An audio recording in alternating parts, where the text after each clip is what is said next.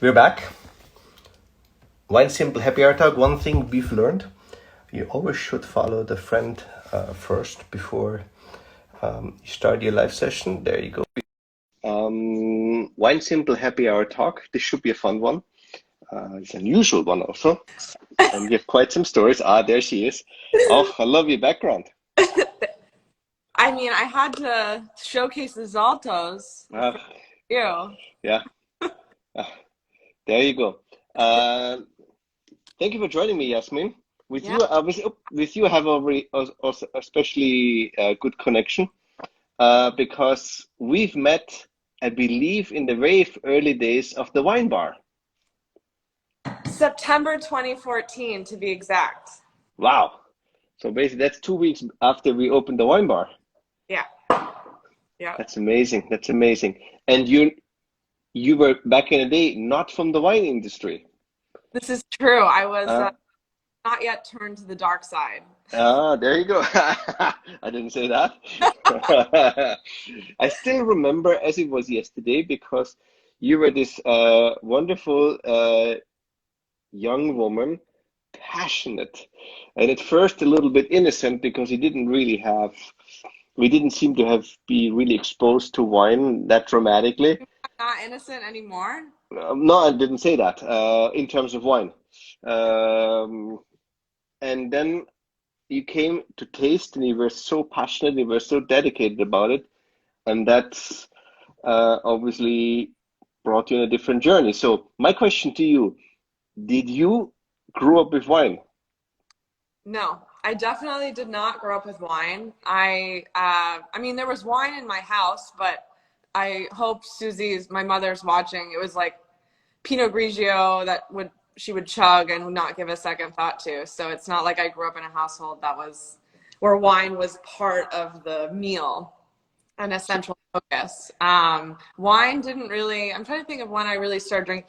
Actually, wine started. I started drinking more wine in college because it was the only thing my parents would buy me.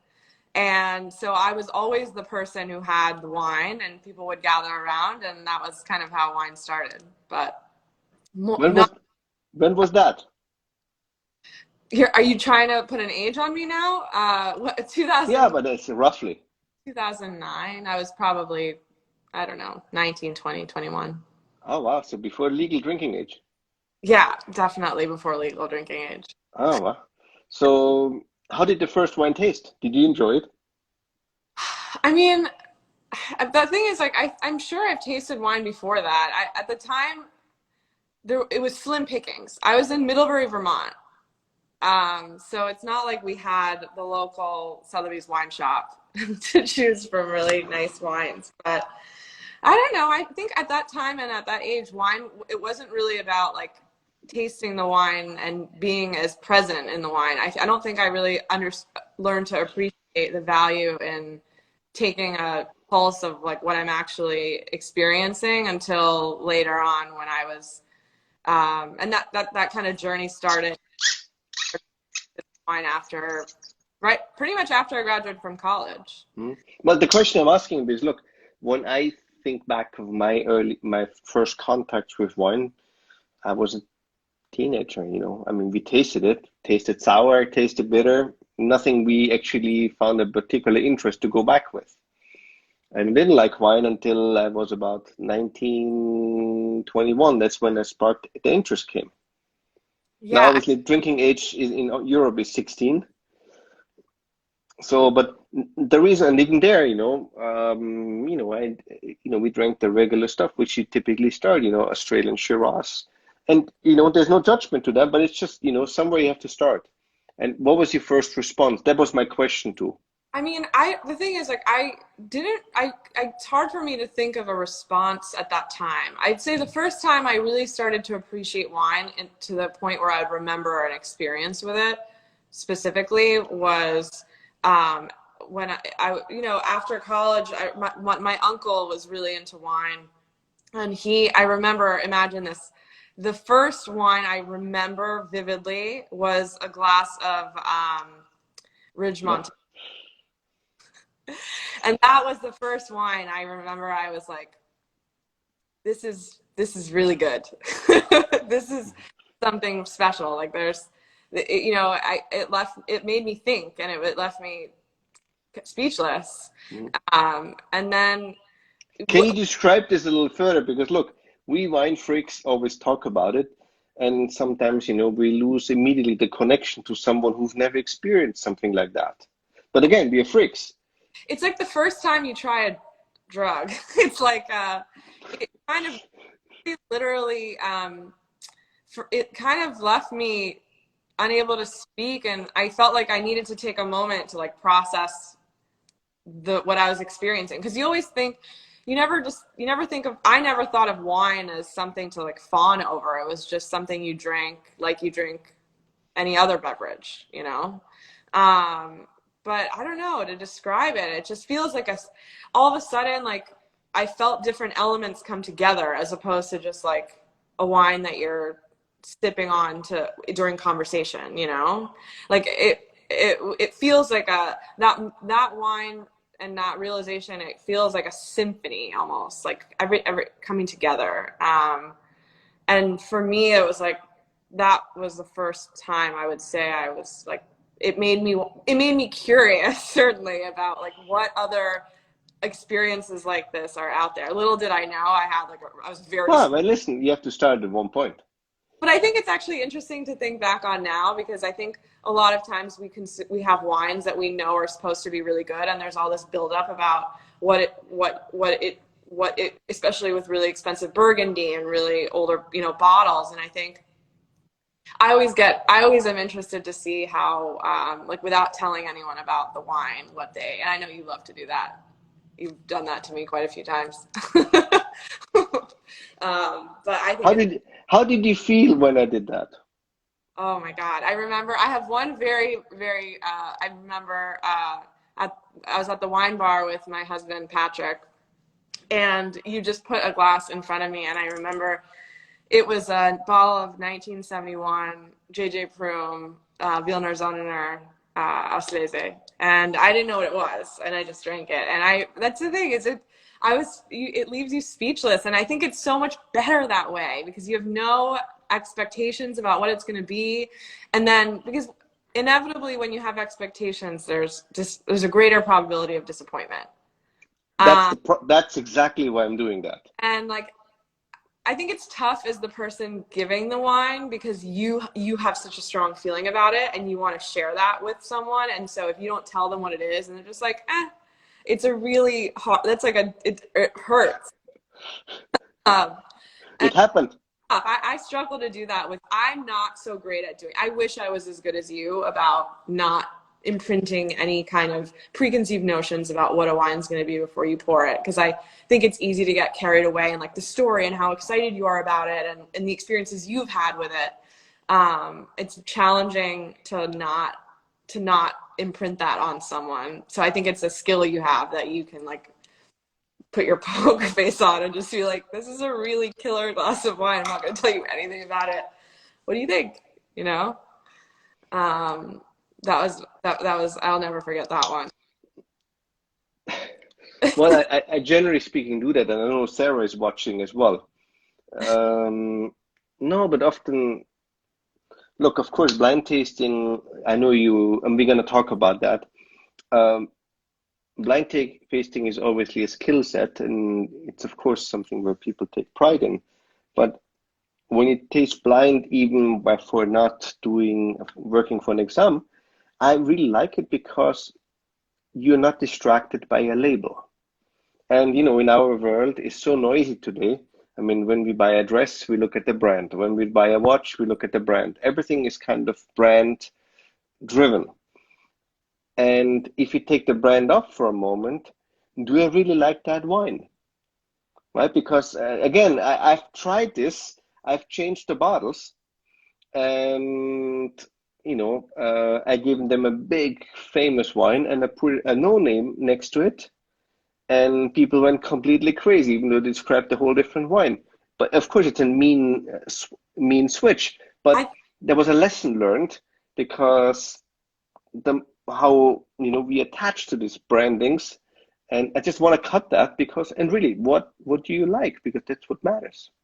Well, I think it's funny for you because you are at, at Le Bernardin. If you just give people wine, they assume it could be something like crazy, right? It could be something really expensive and very like a big brand.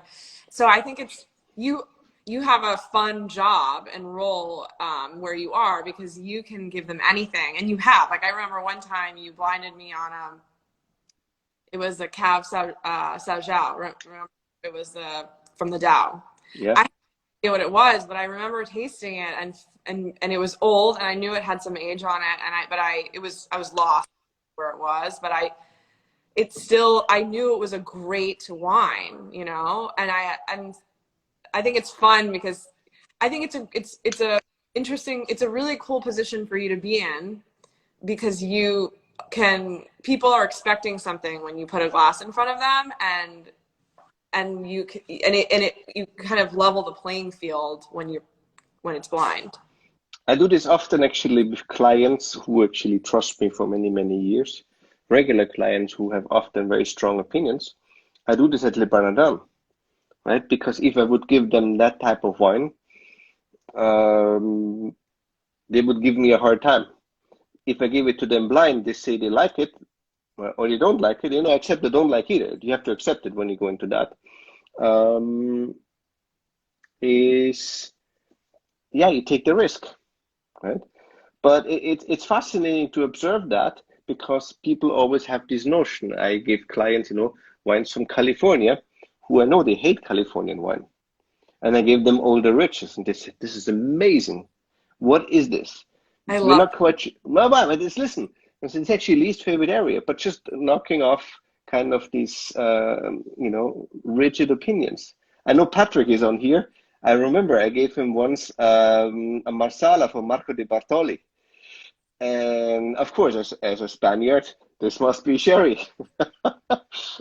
And interesting enough, and it was great to observe him, right? Not to trick him, but it was for him also the wow effect. That's actually what you should do as a sommelier. Yeah, I think definitely it was a Marsala, Patrick. I know that. I think definitely one of my favorite things when I lead tastings and do educational tastings is inevitably there's always people who say, I hate Chardonnay. And it's to give them something that's not what they expect because people make judgments very quickly about what they think. It's fun to change people's minds. I see we have two Patricks on here on the chat. Yeah, Patrick Beaver. You're a little busy in your life with Patrick. Let me ask you a question. You came to the wine bar frequently, and you became also very friendly with many of the sommeliers. Yes. And even they started blind tasting you, especially our good friend Juan Gargano, which is watching. And of course, he likes this particularly, but also Sarah.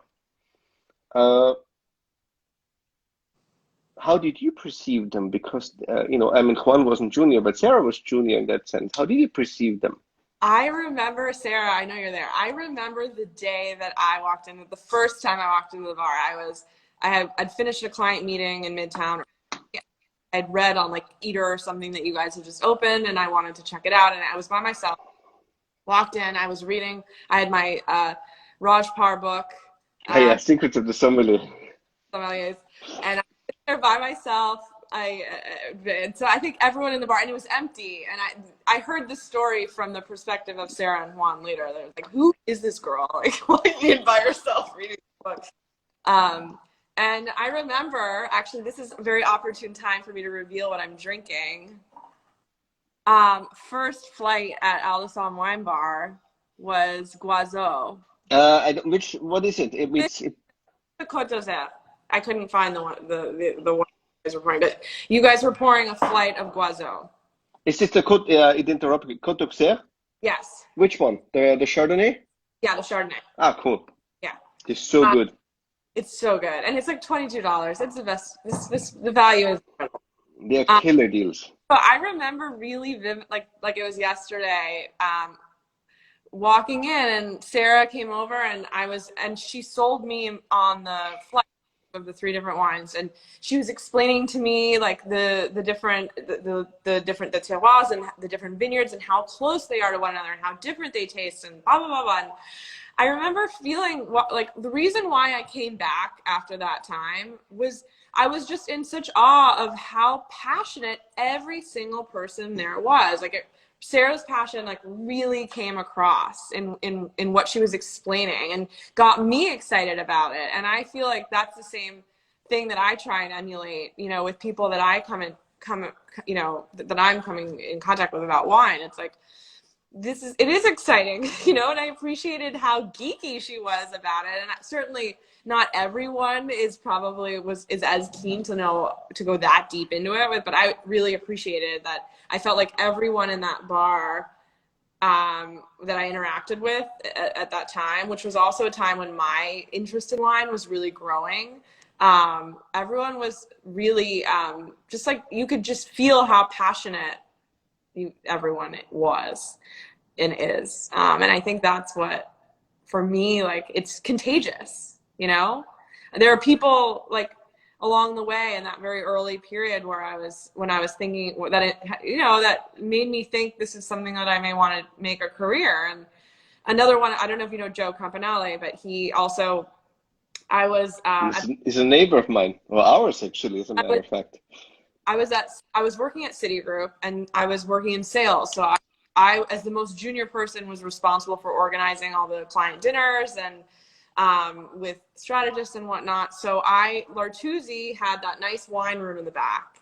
So I was hosting these client dinners at Lartuzzi, and I don't know what possessed me. Probably I had this kind of like innate interest and curiosity about wine, but I would make a point of, I reached out to them and said, you know, before I get there with all these, you know, high profile clients, I want to make sure that the wines are picked, everything's going to go smoothly. So I met with them before to choose the wines and taste and decide what we should pair with the menu that we decided on. And so that's kind of how it started. That was before we met. And so that was kind of like how things really started. And I would go on like a Sunday when there was no one there, and we would taste through a few of the wines and pair them. And then, I don't know, I started going to more wine dinners that they were doing. I remember they hosted a Friuli dinner, and that was kind of like how Friuli is another passion region of mine. But I think people who have that passion, it's contagious. And so for me, that's like what really inspired me to also go into this world, is like, I really, really genuinely love spreading it too, you know? And I think that's what ultimately inspired me to be part of this world, like, is that people who work in wine, you know, I spent so much time networking and meeting with different people and getting to know people in different parts of the industry when I was trying to figure out like what avenue within wine I wanted to go into. And the common thread always was everyone is so passionate, you know, about what they do and about wine and about food. And I joke because I have some people who are watching right now who worked with me at Citi, and I would always get made fun of in my old job for like asking about what are we gonna have for lunch at like 10 in the morning and planning meals and stuff. And now at Sothebys, my friend Julia and I are talking about what are we having for lunch at 9 in the morning. So it's like, I feel like I'm around what attracts me to what makes me so happy to be part of it is like I'm surrounded by people who are as crazy about it as I am. Mm-hmm. Well, I see people on Instagram pointing my little bottle out here. What is that? It's a eau de vie, or schnapps, how we call it, Rochelt. And it's actually from my province, from Tyrol. And that's basically one of the absolute top distillers. And it's the apricot. It's absolute maniac, an insane story. I'm gonna try to get him on. He is so fanatic about every single work step. For instance, he harvests the apricots in the Wachau Valley, but before he harvests, he tells the farmer who owns the trees the grass has to have a certain height, because the farmer is not allowed to pick it from the tree. The apricot has to fall off the tree, because then it's perfectly mature. And then he has to go a specific amount of times around the tree per day and collect all the apricots.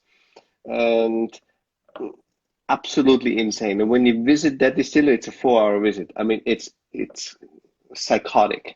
Like as a Japanese who like stroke the fruits on the tree, like It's not stroking the fruit. It's just it has to be, if the stem is not really woody, the fruit is not 100% mature. It's what we look in winemaking too. Physiologically ripe. And same thing there. So he's an absolute freak. And then he ages them also and puts often vintages on. So they're super, super rare and they're absolutely phenomenal. Yeah. So when people always point out because it's a very distinct bottle. And I always call it, this is when you have some rough office days, this is the mini bar. none left there, I think. This is the mini bar. Is there more is the question. Or Is there more? Yeah. Yeah, but not here.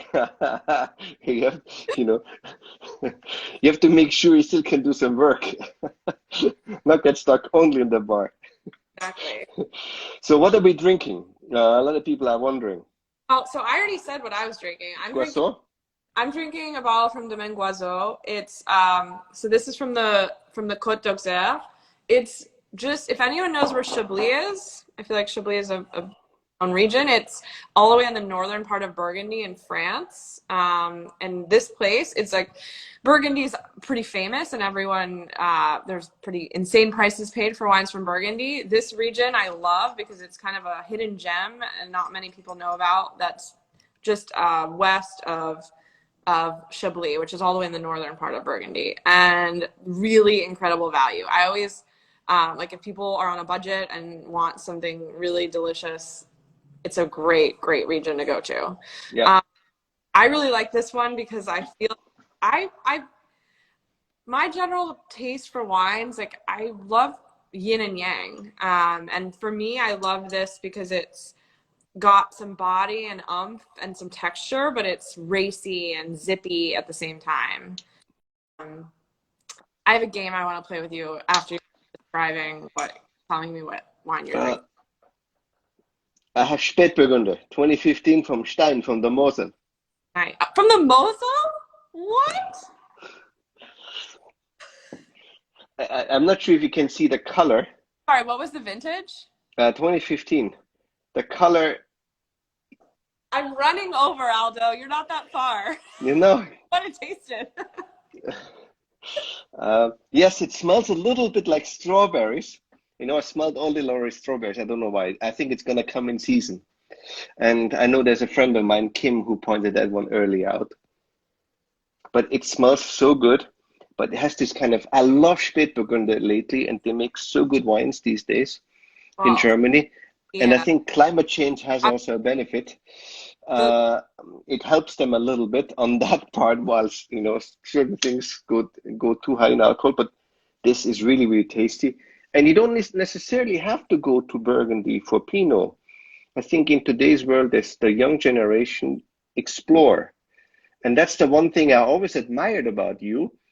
You start all of a sudden, you came from the finance world, but you always looked for something new. And whenever we gave you something new, which was completely out of the ordinary, I mean, not the classics, even the weird stuff. And I know Juan loved to give you that. I mean, everything. You kept asking us, how do I get into the wine world? And everyone remember kept telling you, but you're making much more money right now than you will probably make in wine. And you said, yeah, I don't care. I want to go into wine. So how was that transition for you? Well, I mean, first of all, I think at some point, I don't know, I'm a person, I'm very free-spirited, my personality. I am not the type of character. What are you laughing about? I know you. That's why. So I'm just, my personality is not, it's hard for me to settle for being in a routine where I'm just not joyous. Like I like smiling and I like being happy. And so when I'm in a We all situation do. in which it's like weighing on me so much that I can't, I'm not the type of personality who can just like grind through it for years and years and years and years and that be my life. So I think for me, it's like, I feel lucky because I remember when I remember I had this experience when I was maybe a junior in college, and I went to meet up with a friend of mine who was 4 years older, and I, at that time, had no idea what I wanted to do with my life. I majored in economics because it was the most pragmatic thing to do. I had no plan in terms of my life and what I wanted to do. I didn't know what I was passionate about. And I remember this particular encounter made me feel really insecure because this guy had like all these different ambitions and things and passions that he was pursuing. And I felt like I don't know what I'm passionate about. And it was really, it weighed on me. And so I feel lucky that over the course of the way my like things went, I found this passion because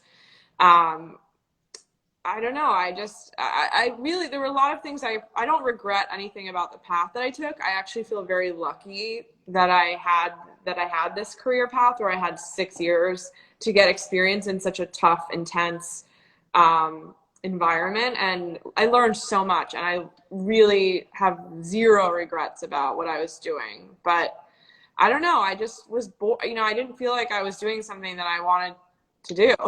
And so, and not only that, I think the most important thing that pushed me away is I felt like everyone that I was surrounded by at the time was not happy either with like their situation. And so when I was in a point where my passion for wine started really growing, I said to myself like, wow, I have this other thing that I'm clearly very passionate about that gets me really excited, and I'm wasting it. I'm going to work every day and it pays the bills and I live a very comfortable life, but it's not fulfilling me, and that's not enough. And so I don't know. I mean, I think in terms of how I navigated it, I think for me, And you had the courage to change. Yeah. No, but listen, many people want, but they don't pull the trigger. Yeah. But you did. I think, I don't know. I think for me, yeah, I'm very analytical and like about the way that I look at things. So I just was like, okay, I need to figure out what I want to do and like meet all the right people to do that, and network and network and network and meet people and ask questions. And I think I'm glad that I talked to so many different people in so many different roles, because I honestly can say when I took my job at Sothebys, I went into it with eyes wide open. Like I didn't think that it was this like super glamorous. I mean, I did think it was a super glamorous job where you're like tasting DRC and like crazy wines every day. Like I didn't think that. I feel like I talked to enough people that I knew that it like, you know, it's not all glamour and glitz. I think a lot of people who want to go into wine, they have this, and I myself, you know, it's like, I can't tell you, one of my favorite things about my job at Sotheby's is I get to do a lot of wine education with graduate students and younger But people. hold on, before we go into that, because I have a really big question there. But before we go into that, was it difficult for you as a woman? Because that's obviously a very sensitive topic these days. You know that was it difficult for you to get into the wine industry, or getting support from people? No, but I'm not being facetious. I'm really. I honestly feel like I never felt, certainly in wine. I mean, listen, Aldo, you're asking someone who came from the finance world where it's like way more rough and tough for women than wine. I never for a second, knock on wood, felt like held back in any way. In fact, I would say, I always say this, is I feel like as a woman, if you have the like drive and passion and dedication and you put in the work, like I feel like you have such actually an edge up over men, because women have better emotional IQ than men in general. So I'm not saying. I take a sip of wine right now and don't swallow it for a moment.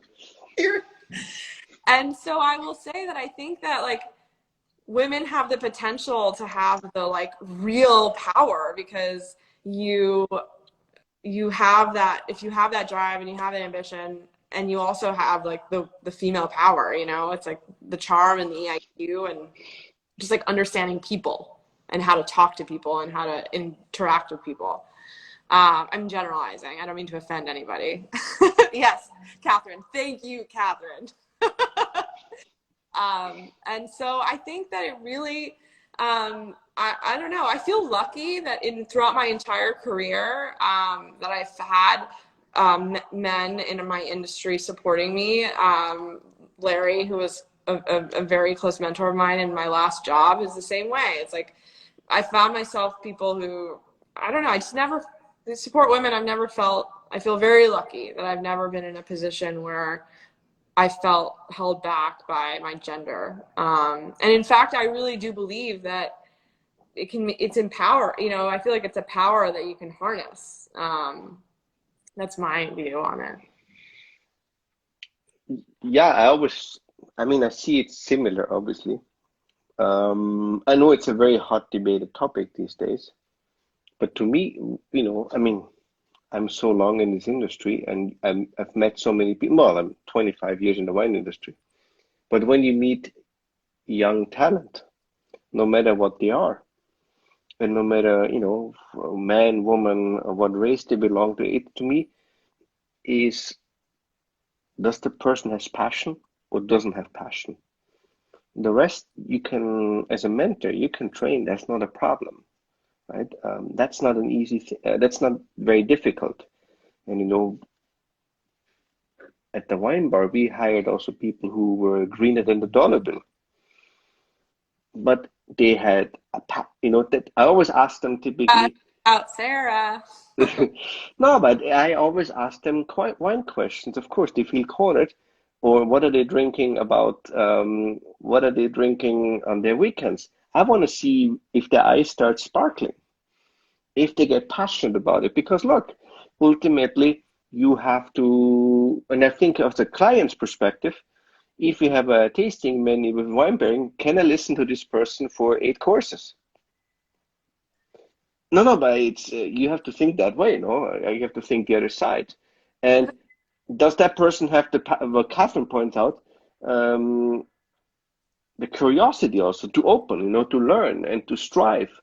And as a mentor, you don't need more. Yeah. That's what it is.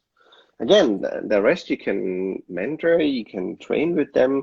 You know, listen, see, you cannot give everyone rulo these days because look, they might not even like it because it's too distinct. You have to work on that. Read the client, what are they looking for, and listen to them. And yeah.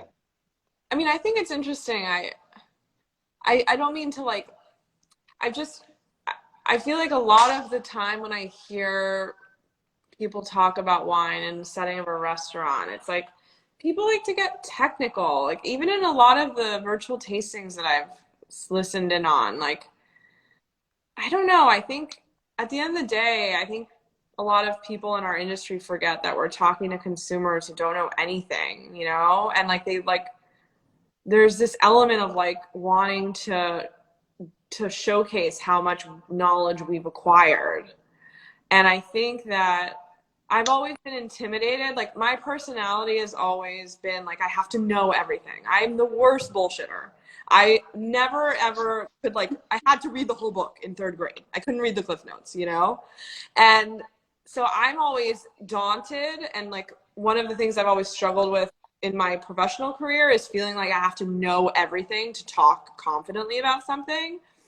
But I'm realizing now as I feel like more comfortable in this, as I've kind of developed and come into my own in this industry, is that you don't need to know every detail about every like winemaking process, about every wine. People don't care.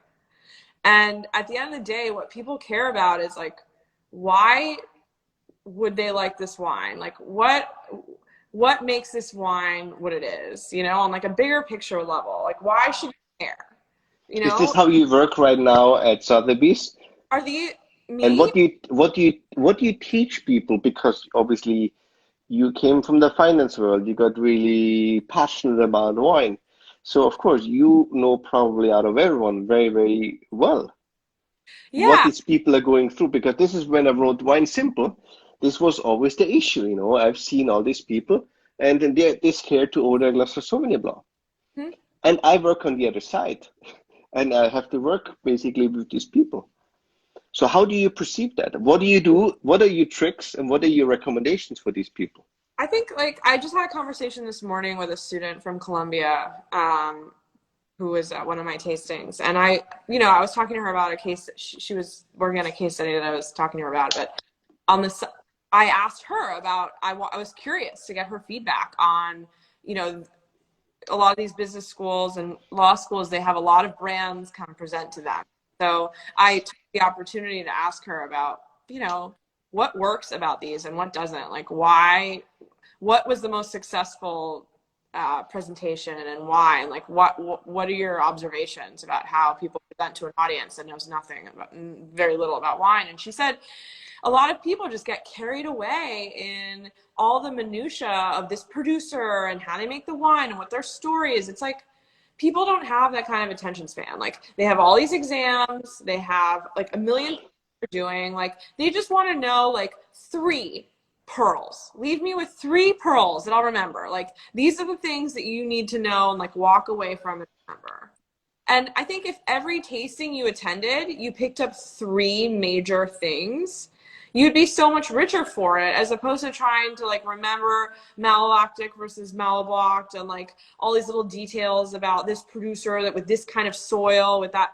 People just, I've noticed that. I mean, all these tastings that I've done, I know this sounds bad, but I tend to avoid trying to go too deep into the producer's story unless it's really relevant and unless I find someone who's like really wants to know, because people just aren't at that level where like they want to know big picture about regions because that's what's relevant, right? Like they go into a restaurant with clients and they want to know what to order off of a wine list. Like they want to know like where should I go?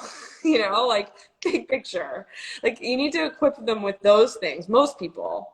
So And when you work at Sotheby's, that's what you do. You paint them a big picture of a region, of a grape, of I deal with a lot of different clients. I mean, right, like you deal with some very sophisticated clients that know a lot about vintages and producers, and then you deal with people who are just like, what's drinking well right now? Give me something yummy. I don't care what it is. Just like, you know, so I think it depends. I personally have way more fun with the people who are just like blank slates and want to just learn, you know. I think that for me, that's way more fun than people who like come in and so what do you give them? the people with a blank slate. Yeah. Oh my God. I mean, you know this. I've been so into Portuguese, Spanish wines. It depends on what they're looking for, but right now for some, I mean, I think it just offers such good value. Hmm. For me, what's exciting me right now is producers in regions that are underappreciated and kind of like pushing the bar in terms of quality and bringing new attention, you know, like whether it's South Africa, you know, like in South America, you know, in South Africa, like I love it. Like even Saudi, Adi Badenhorst in South America, you have Bodega Chakra. You have these stories of people who are who are like bringing light to new regions that have just never really seen the light of day from the mainstream consumer. And I get really excited about, oh, you like Rouleau? Well, have you had his Chardonnay, like the Chardonnay that he worked on with Pedro in South America? It's a cool thing for you to try. It's something different. Like I went to a dinner a couple months ago, back when we could still do wine dinners in person, and I was interacting with a group of very well-established, wealthy wine drinkers, and I remember like this was a Burgundy and Bordeaux kind of crowd, and I brought up, you know, just what are you excited about right now? That I'm excited about these wines from Spain, and they were like, interesting. And they were like, I had this wine recently. I was like, that's really good. So I had the wine that I picked for that specific dinner was one of your favorites, the Le Rana Albarino from Porras de Salnes. It's great. And I remember they were all like, oh my God, they loved it. And it was like, when I told them how much it cost, they were like, give me more. You know, it's like they each bought like 1 to 3 cases. They bought more since. And I think for me, that's what gets me excited. And I think it's tough. The challenge is like, obviously at the end of the day, we need to make money, right? And I think at any retail shop, it's like, you can't. Any job. Any job, like, sell wine and make money. And I think it's just that's like the challenge in weighing. Like for me, I get so excited about these wines, and that's what brings me real joy, is like introducing people to things that they wouldn't have otherwise known. So do people come back to you and say, so I tasted this Le Rana, it was so delicious, what can you give me? Yeah, and they do. And I think that's what has given me excitement. I'm like, oh, like there's something here. I may be good at this. Like there's people who trust me now, you know? And I think that's what's really exciting, is like when people respond and come back and want more and like are willing to trust you. I think wine, it's such a, people like don't like trying things they don't know, you know? It's like, because wines, especially if you're talking about wine over like $20, which for us, working in the wine world has totally warped your perception of my perception of like what's reasonable to spend on a bottle of wine. Like, you know, when I was actually making money, I would never fathom spending $150 on a wine list at a restaurant. Now it's like I'm with all of my friends who work in finance, and I'm like, but this $250 bottle should really cost like $400. We need to get it, you know? And they're like, are you crazy? We're not spending $250 on a bottle of wine. So, anyway. Isn't that funny how that all of a sudden changes and you shift also your palate? Oh my gosh, completely. Totally. I mean, right now, this is a very relevant point you've just brought up. In fact, I would almost take my camera and show you my wine fridge right now, because I was reviewing what's in my fridge. And when I first got into wine, I was the first big wine, when I first started getting into wine, I went to Napa and Sonoma. So I loaded up on a bunch of wines that I really liked. And for Sonoma, and now my husband's probably listening to this right now, but a lot of the wines in the fridge, it's like, I don't want to drink them. And so it's interesting to see like how your palate changes, because right now I'm craving more like fresh, racy, delicate, aromatic wines. Most of the wines that I have that I really loved when I first started collecting wines are like a little bit bigger, bolder, and like in your face. And it's just so funny the way your tastes change, you know? So I gotta ask you, because you talked about Napa, but I know also you went recently to Germany. Yes. And to travel that. Now that's a region which every sommelier is often, or at least in the last couple of years, talked about Riesling and endorsed Riesling. But I've noticed Americans have a hard time with it because just reading the label is impossible for them. And this starts with an Lauer, which I'm a huge fan of. Then if you go to Egenmüller, then it's anyway, that's syntax error. How did you experience that? And people are always worried about residual sugar. It's funny you bring up Riesling, because I was thinking about what wine I wanted to drink, and it was between this, and I really love this. I was going to pick a Riesling Donhoff, but so sorry, your question is about like how as a consumer did I... No, how did you, when you went to Germany, because that's a very complicated area in terms of vineyards and, you know, areas and quality levels. It's changing nonstop. Yes. The soils change nonstop. It's complicated.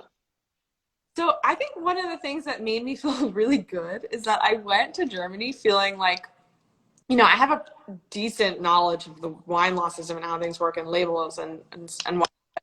It gave me comfort that the producers themselves have like they're confused about how things are supposed to be, you know, like things are changing and there's so much like, I think that's, it kills me that it kills me that I think that the way that wines are labeled and regulated in Germany have made it so difficult for the consumer, because some of my favorite wines are from Germany, and especially now because of climate change.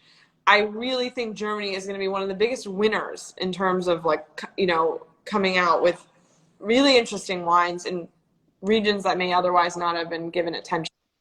And I don't know, for me, it gave me a little comfort, but it was really, I think it's very interesting too to actually visit the regions because you read about things in books and articles. It's so different to actually be able to talk to producers who are on the ground and understand what are the controversies, what are the things that are like really happening behind the scenes. You learn about the VDP, but like understanding what really is going on behind the scenes and the dynamics of how complicated it is to make laws and govern how you're going to produce wine in a place where there's people with different interests and different objectives and goals. I mean, I don't know. Even I would, the point is like, I hope people who are listening, it's like German wine's really confusing. It was still confusing for me. If that gives you any like solid in any kind of comfort, is that you go for it. Who cares? Because at the end of the day, what matters is, do I like this or do I not? You know, I think the challenge is getting it in your glass so you can taste it and make that judgment. So I know we're getting to our time limit. I have to ask you a final question because I obviously enjoy reading your Instagram handle. For like, as of the 45 minutes that you've been following me? No, because I had this question on eat, drink, yes. Obviously. Eating is obviously very important for you. So now, when you go to a restaurant, how do you pick a bottle of wine? Yeah, that's a really good question. Well, I know you thought I was facetious at first, but I had this thought out. This is not a 30-second answer, by the way. No. First of all, look around me. Like, who am I with? Am I with my colleagues from Sothebys who are totally willing to like risk it and go for a more expensive bottle? Or am I with my like friends who I hang out with every day who probably don't want to spend generally more than $80 max, you know, on a bottle of wine? That's fine. I think so, like, it's my audience, right? Like, I know when I'm with friends, people who are like less adventurous, I'm generally going towards wines that have more approachable fruit forward profiles, probably more in the New World and probably more in like warmer wine regions. But I don't know. Yeah, I think for me, that's like step one is like, who's my audience and what are they feeling? But it's also hard. It's also always hard. And you can ask my friends who I go out with because sometimes I like take them down a path. They're like, what are you doing? Because I can't help myself. I'm like, I saw this bottle and I need to order it because it doesn't exist and it's really cheap. But yeah, so step one is my audience. And two is like, I don't know, just thinking about the food that I'm eating. But I think in terms of what I look for, probably the first thing my eyes see on a page is producers, but that's not really that helpful for people who are like new to wine. I feel like the years of experience have, you know, I know what producers that I recognize. But although actually, Aldo, I have the luxury of like, this experience under my belt where I know a lot of different producers. But I think what I've just said is, I think people look for producers too, people who don't know a lot about wine, which is why I think wine travel is so important in Yes.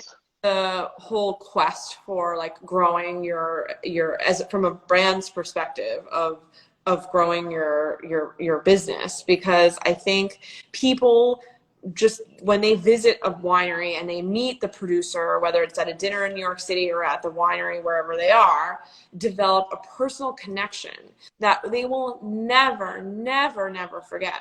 I mean, I can speak, Patrick, my husband's probably listening. He always gravitates towards Italy because he visited Tuscany and had this amazing experience with his family. They visited the winery. They went to Biani Santi. They went to a lot of different wineries, and they have this personal connection now that and I feel the same way with wineries that I've visited. You have a personal connection. You will never forget it. Anytime you ever go to a wine list, you look at it and you see, oh my God, I was there. I went to that winery, and you're going to forever. You've built a customer forever with a good experience. And so I think I've gone off on a tangent a little bit, but No.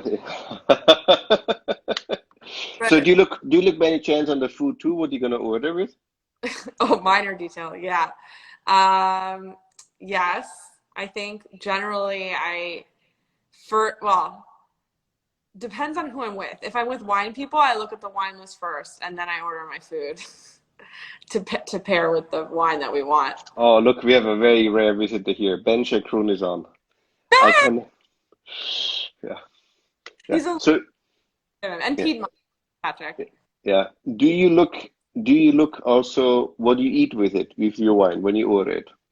Yes. Because the one thing I memorized you, and one thing whenever you came, you asked, I'm having this, I'm having that, and I can make my mind up, Shula, would this wine, which I looked at it, work better with this dish or with that dish? And you kept even changing the food around. I guess I was a rare breed because I don't think that many people do. No, no, is that true or false? Yeah. So why do you look for the pairing? Well, when I was at Aldo Sohm Wine Bar, I trusted the wine that I was getting, that it was going to be interesting and like thoughtful, and I was willing to modify my food order to accommodate what the wine that I wanted to experience was. You know, again, and then this might sound really awkward, but it's your friends probably who are not really a wine affected, they thought you're completely out of your mind. Oh, no? If Larry's still here, I mean, he was going to embarrass Larry. He's my old man. He was one of my managers at City, and he was the one person that was willing to entertain my crazy foodie wine. So I remember one time I took him with me to a dinner at Fausto, and it was like a wine pairing dinner, and he's probably like, it's been 53 minutes, so he's left by now, but he's here. He makes fun of me to this day because I literally would make like moaning sounds. He like texted his wife to apologize that he felt like he was cheating on her because while we're having dinner. And so like, I think, I don't even know where I was going with that, but the point is like. So your Instagram handle has a reason why it's called Eat, Drink, Yes. Wine to me go very much together. Food is very important for me when I'm ordering to pair with the wine. I think I'm a dork. I love Disney movies, and Ratatouille is one of my all-time favorite Disney movies. There's a scene in. Have you seen Ratatouille, Aldo? No, but I heard about it. You need to watch Ratatouille. Like, look, for the first time in my life, I have really time. I don't know, but anyway, the point is that like it's a symphony and it comes together in this greater thing. And for me, yeah, food and wine. But Aldo, before we conclude, I have one very important question to ask. Describe your wine as if it were a person. Like, I love playing this game with people, especially people who don't know a lot about wine, especially like celebrities, people that they can like identify, that everyone understands. Describe this as would be a person? Yeah. That's a dangerous question. I mean, I'm happy to go first if you would like. Yeah, go ahead. I would love to hear that. Okay. So this wine for me. And we have probably 3 minutes left, and then Instagram will cut us off. Okay, so I'm going to go really fast. This wine for me is a balance of like racy and I'll start with like charming, suave, and smooth, but also racy and fresh. And in my mind, I'm thinking Brad Pitt. Very charming, but like racy as well. But not like Troy Brad Pitt. Have you seen Meet Joe Black? Yeah. Meet Joe Black Brad Pitt. For the Guazzo Côte d'Azur. I'm sure the Gosso family will be very happy to be compared to Brad Pitt. Can you kind of see where I'm going with this? I can live with that. I mean, listen, this is your opinion. You're not gonna. No? All right, let's hear it, Aldo. What can you describe the wine as a person? This is a whole new challenge for me.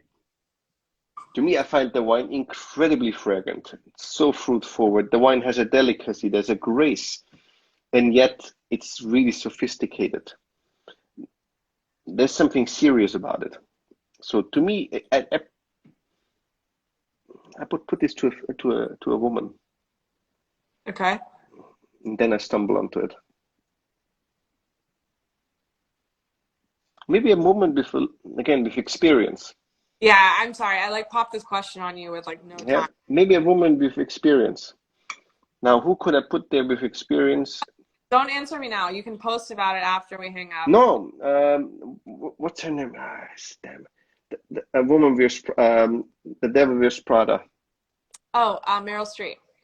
Yeah, that would be a wine like that. It has kind of, there's so much good. Mean, you said. That's young. I mean, What? that's something really mean about Meryl Streep, but like No, but I think that's a person with gravitas. There's so much going on there. She has many different sides, and she had many different sides. She was just hiding it. yes, that's very true. So you had to look for it. And that's, I think, Pinot Noir in general, you have to look for it. It's not self-explanatory. I like it. Anyway, it's a fun game I like to play with people who don't know it because that's like it makes it a level playing field, like people who can describe something in the same way. No, Catherine says, so like me. No. It's not volcanic soil. Cool. Thank you so much. This was great. I wish you a very, very long weekend there. And tune in for next week. Next week we have only 2 because we have Memorial Day for the European watchers. So, and I have a kill lineup. We have 2 women next week. Wait, you're not going to give us a sneak preview, Aldo? Say it again? A sneak preview for the people who tuned in? We have 2 women. A female sommelier, or sommelier, to be perfectly honest. And then we have we talk about natural wine. Your favorite subject? Yes, we talk about natural wine. I know. I tell you who I have. I have Paz Leverson, so an Argentinian woman who lives in Paris. Very, very accomplished, quite a career. And then I have Alice Fearing. Oh, I'll be tuning in. I'm very excited. I twisted her arm really badly, and I can't wait. Why? Yes. Should I give her a hard time? No, because in the book she's a key person on talking about natural wine, and it's such a divisive topic. And when I interviewed her, I said, Alice, because I asked Raj Parr and I asked Pascaline and asked so many people, and they gave me also interesting answers. And I thought I will go to the absolute forefront. And Alice, because she is the authority in that sense. And I said, Alice, I don't want to pick an argument. I really take the side as a journalist, and it's going to be very interesting. I want to pick your brain. And it was such a phenomenal morning. It was a 3-hour interview with 2 pages of email follow-up. And I was exhausted after, but it was incredible. It was one of the most memorable days of writing Wine Simple. So that's why I had her ask her very beginning. I said, for your talk, I want to be really in tune. I want to be really experienced. So you see me, I'm really excited. And we both came together where we said, it doesn't really matter. The wine has to be delicious, no matter what. And it was fascinating to observe. Have you decided what wine you're going to drink? I have 2 wines in mind, but I'm not going to splurge that. All right. I will probably open 2 bottles. This will give us reason to tune in next. What is it? Friday? It's going to be Friday. Again, I'm beyond excited. Thank you so much for having me. Yeah, it's great. I mean, you did well. Perfect. Enjoy your weekend, huh? Bye. You were great. Thank you. Bye.